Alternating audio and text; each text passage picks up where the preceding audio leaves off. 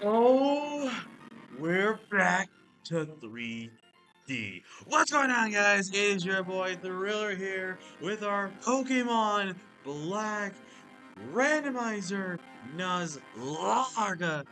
Now you may be wondering why I skipped the intro scenes and stuff like that. It's apparently because you can get copyright claimed or potentially not be able to show off the title screen, which has all the feature with the end story and stuff like that. So that's why you saw little snippets here, so that way we don't get in trouble with Pokemon and also don't get no copyright claims. But we are here for the Pokemon Black Randomizer Nuzlocke, and like I said in the yellow hardcore Randomizer Nuzlocke, which you guys can check out before we did this one, I'm doing something a little different.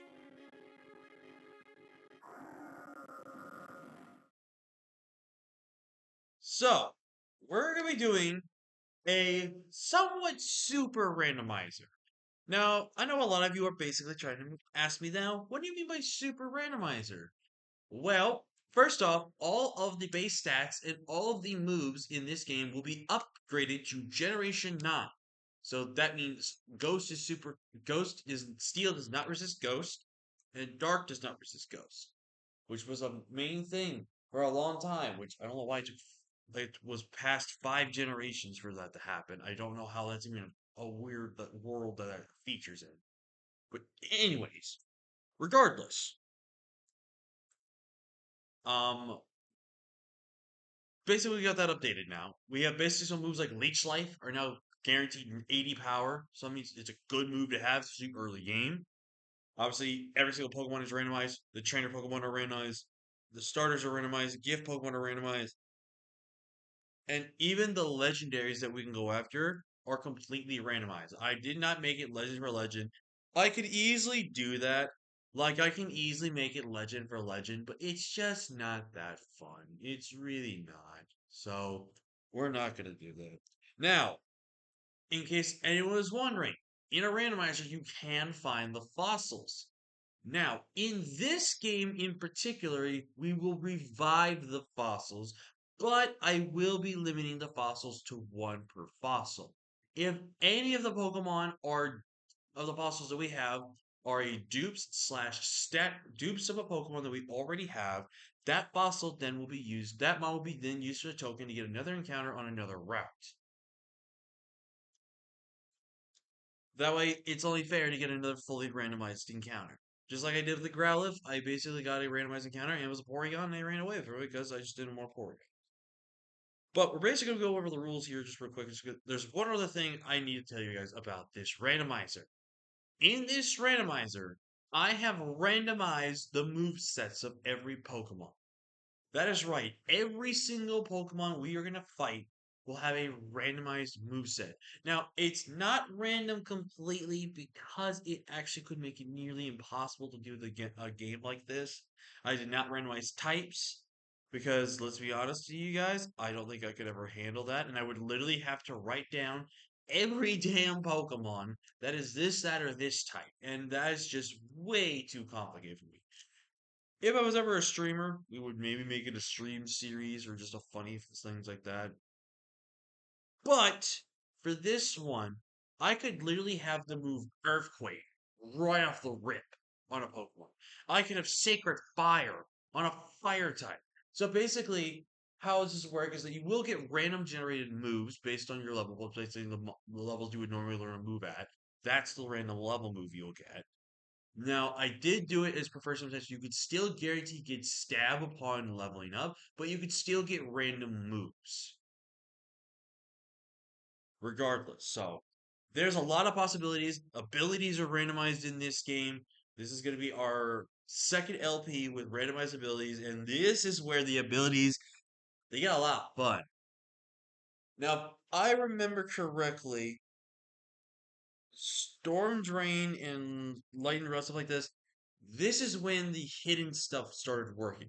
People can correct me if I'm wrong, so obviously. And also, we are having started because I make sure we're getting all the rules out of the way right now to give you guys the brief description here. I'll probably put in a timestamp when we. That was random. Sorry you heard that randomly. That was just my charger cord falling. But I'll put a timestamp when we actually start the video, so just you guys will know that. But with that being said, we've gone over, I think, everything we need to explain. If we do white out before the first gym, we will be allowed to then re-randomize, stuff like that. We need to at least make it past the first gym in order for it to count more so as losses and anything like that. But this is going to be a hard game. Pokemon Black is one of the toughest games to randomize because Pokemon Black and White 2 have some of the most difficult starts to randomizers, most because you are super limited on encounters. I do think they balance out just enough, but for me personally, I felt like Black has been a lot. Pokemon Black and White were a lot harder to start off as a randomizer for the game, just because of the fact that, again, you only get like, if my memory is doing correctly, not counting your starter in the gift Pokemon, you only get 2 encounters before the first gym. Like you could technically get 3 if you hack in a good rod, which I'm not gonna do. I'm not gonna cheat. I'm not gonna do that. But there's a lot that goes into this. So if you all are excited and if you all are ready, it's time to begin. Plus, I want to make this a long part 1 because, one, if we went straight into this, it would pretty much be like maybe 10, 15 minutes. I want to at least have a decent episode. But I do want to make sure I explain everything to you guys. It's the return of the voices. Hi there. Welcome to the world of Pokemon. My name is Professor Juniper. Everyone calls me the Pokemon Professor. Yo, she got a Turtwig! Why is that got a vibe with her? That's right, this world is widely inhabited by mysterious creatures called Pokemon. Pokemon have mysterious powers. They come in many shapes and live in many different places. We humans live happily with Pokemon, living and working together. We complement each other. We help each other out to accomplish difficult tasks. Having Pokemon battles with one another is particularly popular, and it deepens the bonds between people and Pokemon, and that is why I research Pokemon. Well, that's enough for me. Could you tell me about yourself? Are you a boy or a girl? I won't lie, I love the style they gave the female character. Like, I've always liked what they've done with the female characters, but this is where I think Gen 5 really stepped up the female character sprites. Obviously, yeah, Dawn is a completely different ballgame, obviously, with both Diamond, Pearl, and Platinum. Would be the sprite, but I actually love this version of the Gen 5 sprites. Black and White's 2 female trainer, I don't know if I really liked that one too much. It looked way too much like a flashy girl, which I don't think our character should be flashy. Like, look how cool our character actually looks here. Like, it's so simple. The jacket, the hat, and everything. It's so cool. I like that. I think Gen 5 had the best, like best looking trainers that we had that were playing us. You know what I mean? Like I felt these are one of the all time best ones we've had. You're a boy, right? I would hope so. I'd like to know your name. Please tell me. Well, for this channel, we always know. Also, I love this. Like, look at the techno on this, dude. I love this so much. It is so good. There's a lot of things about Gen 5 that some people bash on, but Gen 5 is arguably top 5 for best gens, which, funny enough, it's Gen 5. But it's honestly a top 5 for best, like, generations, if not even at least top 3. And in terms of the games, they're probably arguably in the top 5 for best Pokemon games of all time. There was just so many cool things about it. And again, this was a Pokemon game that pretty much focused on nothing but new Pokemon. This had an entire game that was nothing but new Pokemon, which is insane to you. Except, I think, post-game. Post-game eventually got some of the old Pokemon back. But for the main part of the game, the main story, it was strictly new Pokemon, which was insane. Insane. Your name is Thrill. So your name's Thrill. What a wonderful name. Well then, I'm going to introduce you to your 2 best friends. This is the only thing maybe about the beginning of Black and White that I don't like. Obviously we get to name rivals, name characters. Black and White specifically gives you 2, but you can't name them. Which I feel like this would have been the best way for rivals to be introduced. Like this would have been the best rival selection you could have had in a long time. Because you could have named 2 rivals, but you're stuck with 2 that are given their names and their own personalities, which is not great in my opinion. But still, it's a generational thing. This young man is Sharon. He can be a little difficult, but he is a very honest person. This young woman is Bianca. She's a little flighty, but she works very hard. I think you three have potential, so I'm going to give you a very important Pokemon. Thrill, the moment you choose the Pokemon, then you will accompany you on your journey. Your story will surely begin. During the journey, you will meet many Pokemon and many people with different personalities and points of view. I really hope you find what is important to you all three in these travels. That's right, befriend new Pokemon and grow such a person. That is the most important goal for your journey. Let's go visit the world of Pokemon. Spring? But it's not spring, it's still technically winter. But yes, oh my god, dude. This is such a nostalgia thing. Gen 5 entirely for both its games, like the first and second one that he gave us, was probably the most like coolest way to introduce a Pokemon game until Gen 7, like Ultra Sun, Ultra Moon, and Sun and Moon rolled around. Which topped it completely, by the way. And then we started getting so many more cool, amazing things, like it was just a great opening cinematic. I think Gen 5 is legit when games were stepping up the level of like cool intros, cool way to start off the journey and everything like that. It was just a revolutionary thing. Alright, so let's think of a name for Sharon. Sharon most likely kind of reminds me of myself because I do wear glasses as well, if you guys don't know. So I gotta think of a cool voice. That's real. I heard from Professor Juniper we can have a Pokemon. Oh, let's keep him Bianca. And the generic voice you would give to any person that is named Bianca. Oh my god, like, am I a little late again? Sorry. Bianca, I've known you for 10 years and you have no sense of time. But seriously, today's the day we get a Pokemon for Professor Juniper. Okay, question. How old are we supposed to be? I think we're supposed to be like, what, around 10 years old right now? How can you know someone for 10 years when you've never really met until you're like at least 2 or 3? At most. You know what I mean? Like, if they're more than 10 years old, then okay, that makes sense. Then, they gotta be like 12 or 13, then okay, that makes sense. They know each other for 10 years. But if you're 10 years old, how can you say you know someone for 10 years? You know what I'm saying? I know! Sorry, Thrill. Sorry, Sharon. So, where are the Pokemon? They were delivered to Frill's house, so Frill gets first pick. Naturally. The Pokemon are waiting for us inside that gift box. Okay, Thrill, you go first and take a peek at the gift box. I want to meet the Pokemon right now. Now, first and foremost, we are going to... Okay, wait. Okay, there we go. It's been a while since I played on a DS emulator, so I had to get used to controls again. First things first, we gotta get our options here. And get that text speed on fast. Then I'm going to save the game, because if you guys don't know, I import rare candies, but I be fair with the rare candies. I don't try to overlevel or anything like that. And if I overleveled, it's completely unintentional. And I like to do double saves just to make sure we are saved and we make sure we're good to go. But the common question of the day is obviously going to be very simple. What is going to be our starter Pokemon? Because you guys already know that every episode 1 is a choose your starter episode. And that's how we get the hype for this series. But with that being said, let's jump into it. I brought 3 Pokemon, 1 for you and 1 for each of your friends. Please settle your choices politely. Enjoy your Pokemon. From Professor Juniper. Alright, I'm closing my eyes, guys.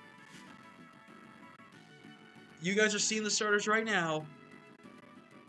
I'm going to open my eyes in 3, 2, 1. Oh my! Whoa! What a powerful selection! Alright, so first things first. Well, I couldn't go to this one first, so we have Psychic-type Pokemon Sigilyph. Now, I would not be opposed to using Sigilyph. I actually like Sigilyph. It's one of, like, I would say it's one of my all-time favorite Gen 5 Pokemon, but I actually like for its uniqueness. It gives like of an unknown evolution. Doesn't anyone else think that it just gives like unknown vibes? Like this literally just like feel like gives off like the unknown, like hidden evolution we never got. Then it's Sheldon, which that is really freaking good because that's a featured Salamence. And in case anyone's wondering, I turned off traded evolutions, impossible evolutions, so Pokemon like Slowking can evolve by what become thing by Waterstone, uh, Alakazam, Graveler, stuff like that. They all well not all of them, like Kadabra, but you know what I mean. Those evolve at like level 40. Um, we did make it to where some impossible mons, like we did make it to where some mons are fully evolved by that as well. So, for example, like Larvesta will be fully evolved at level 40. Dano, I think, evolves. I know normally evolves around level 50, but I think it's going to evolve probably around level 30 and then be a high dragon with level 40. And I know some people would be like, wow, that's cheating. You just get an overpower mon super early. The thing is this, it makes the Pokemon unbearable. Because the one downfall that Gen 5 had was just having way too many late evolutions on Pokemon. Like, it was ridiculous on how late the evolutions were for Pokemon. It was just really not fun. That was the only one thing that held Gen 5 back from being pushed even further into people's like top 3 for Pokemon games and just for Pokemon they can use on their team that have some fun with. But anyways, Sheldon basically will evolve at level 40 versus level 50, being a Salamence. The only downside is I'm pretty sure Salamence won't learn Fly at level 40. It could still learn it at level 40, who knows? But basically, again, by around the 7th gym is when we'll get a Salamence. So, again, we're still waiting relatively late to get these Pokemon, but it's going to be more challenging. I don't know if I would want to take Shelgon now, because I don't want to risk having this Pokemon and then just losing it straight off the get-go. But then we have a Mesprit, which, fun fact for you guys, this is my least favorite Lake Spirit. I like all the Lake Spirits, don't get me wrong. But if I have... Actually, no. Uxie's my least favorite, actually. Actually, is it Uxie? I think competitively it's Uxie, but design-wise it's Mesprit. I don't know. Mesprit doesn't really stand out to me, really. So, I don't know. I didn't really feel attached to Mesprit. Like, Uxie, I think in design-wise, I actually kind of love it. You know, it's got the whole, it's the being of knowledge, and based on that, like, its head is literally the cranium of a brain. I think it's such a really cool thing.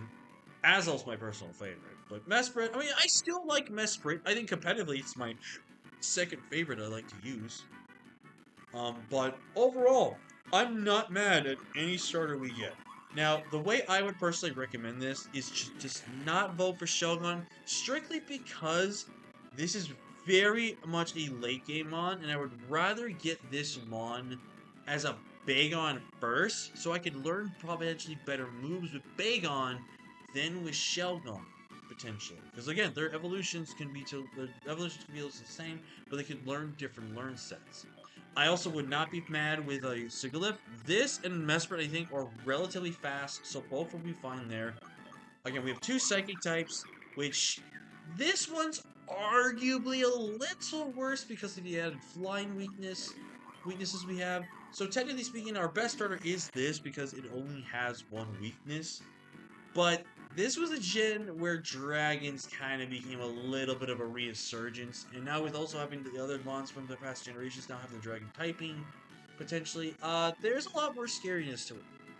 And plus Dragon Rage. If I use Dragon Rage on with this Pokemon, if we get it for some reason, then I have to immediately start the Dragon Rage clause being eliminated from us. If you guys don't know, if we lose a Pokemon to Dragon Rage before the first gym, we are allowed to keep it alive. So, there's that.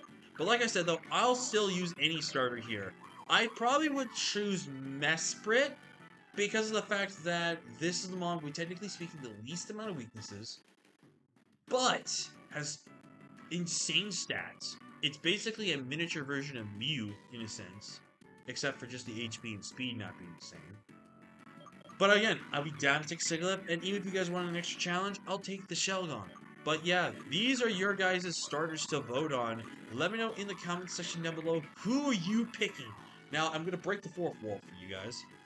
Like I said, I recorded all of Pokemon Yellow Hardcore Randomizer Nuzlocke in one day, and that was on the first official day of the year. So, a big break through the wall there.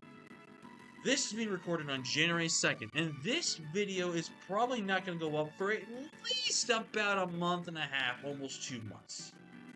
So